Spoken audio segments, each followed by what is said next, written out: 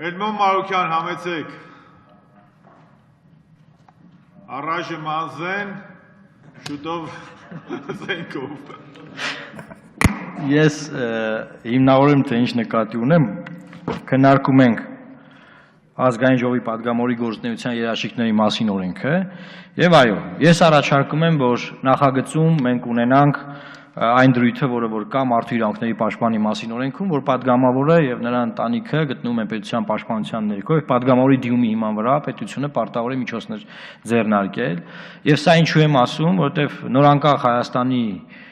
25-ամյա պատմության մեջ շատ է եղել դեպքեր, երբ որ ընդդիմադիր պատգամավորները իրենց շքամուտքի մոտ են ծեծի ենթարկվել, տարբեր տեղերում են բռնության ենթարկվել եւ Հայաստանում բոլորին հայտնի է, որ իշխանության պատգամավորները զինված են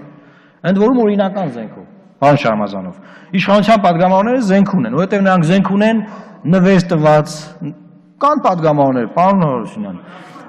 նվեր ստացած, չգիտեմ ինչ, դուրս է գալիս, որ Հայաստանում անհավասարություն կա նաև այս առումով։ Ես ընդհանրապես կարծում եմ, որ Հայաստանում պետք է շատ վերահսկելի զենք կրելու իրավունք ունենան բոլորը։ Եվ նաև այս խնդիրը ունենք մենք սահմանամերձ գյուղերում, երբ որ մենք դրա հետ կապված էլ բարձրաձայնում ենք պատերազմից հետո առաջ դիվերսիաների հետ կապված այս խնդիրը կա ես գտնում եմ որ այս հնարավորությունը կա եւ մենք պետք է հավասարեցնենք բոլորին այսինքն եթե մեկը իրավունք ունի Հայաստանում վարչապետի նվիրած կամ չգիտեմ ում նվիրած զենքով ման գա ու իմանա որ իր դիմացինը զենք չունի Ես պետք է ասում եմ, որ պետք է այդտեղ հավասարություն մտցնել, կամ պետք է այն մեկը զենք չունենա, կամ պետք է այն մյուսն էլ օրինական զենքի իրավունք ունենա։ Սա զենք կրելու հետ կապված եւ սա եղել է նաեւ ժամանակին։ Ես օթիշ չեմ ասում, եղել է նման բան։ Հիմա հանվել է, չգիտեմ ինչու պարոնարության դեպ։ Հանվել։ Հա։ Այսինքն հանել են, ասել են դե թող ասենք բանան են, էլի անվտանգության խնդիր է սա։ Մյուս բանը, ուրեմն եւ Բունդեսթագում եւ նաեւ շատ այլ երկրներում падգամավորները տարածքներում գրասենյակի պահպանության ծախսեր են ստանում։ Հիմա եթե մենք գնում ենք խորհրդարանական պետության, ես կարծում եմ, որ մենք բավականին մեծ տեղ ունենք գործադիր իշխանությունում կրճատումներ իրականացնելու եւ դրա հաշվին մի փոքր խորհրդանի դերը բարձրացնելու նաեւ падգամավորների, որպեսզի կարողանան իրենց գործառույթները պատշաճ կատարեն։ Սա շատ կարևոր հանգամանք է։ Հիմա մենք падգամավորական գումարը ստանում ենք 15000 դրամ, հետո մի փոքր բարձրացվեց, բայց այս խնդիրը չի լուծվել։ Այսինքն եթե падգամավորը գրասենյակը պահում մարզում, իր հաշվին է պահում, չգիտեմ, հետո ասում են, բա ինչի է բիզնեսմեն падգամավոր, այսինքն մենք գնում ենք պրոֆեսիոնալ խորհրդարանական падգամավոր ունենալու ճանապարհով եւ միակ առաջնային մանդատ ունեցող մարմինն է լինելու падգամավորը որպես բարձրաստիճան պաշտոնատար անձ։ Դրա համար ես իմ առաջարկները պարոն Սահակյան գրավոր կտամ, կհիմնավորեմ, միգուցե հիմա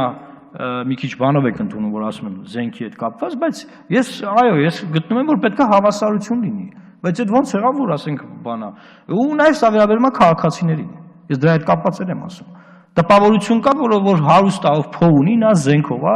եւ այդ զենքով մարդիկ մտածում են, որ դիմացինը ճար չունի զենք ունենալու, ինքը իրան շատ վատ է պահում այդ մյուսների նկատմամբ։ Եթե ինքը իմանա, որ ցանկացած միջին խավի ներկայացուցիչ կամ ցանկացած քաղաքացի կարող է մտնել խանութ, օրինական զենք գնել, զենքով շրջել, նա իրան կյանքում այդ ձեով չի պահի։ Եվ վերջի ով ուզեցել է սպանի այս երկրում կամ ընդհանրապես, դա արել է, առանց զենք օրինականացնելու կամ չօրինականացնելու։ Ես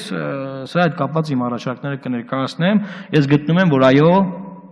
ընդդիմադիր падգամավորները պաշտպանության կարիք ունեն եւ պետք է հավասարություն լինի։ Ես սա իմ համար չեմ ասում, որովհետեւ մյուս խորհրդանում եթե ես լինեմ ընդդիմադիր չեմ լինելու, սա նաեւ վերաբերում է կարծում եմ հենց ձեզ։ Շնորհակալություն։ Ձեր համար եմ ասում, պարոն Շարմազան։ Շնորհակալություն։ Արգելի բարեկամներ, զենքի պարոն Սահակյան, ասեմ, ուրեմն, եթե մի քանի իշխանական падգամավորներ որսոր միության անդամ են ու զենք ունեն կամ ունեն անձնական ստացած պարգևներ, պետք չի դա տարածել։ Դա պարգևա կարող մարդիկ իրանց տունը ոնց որ ինչպես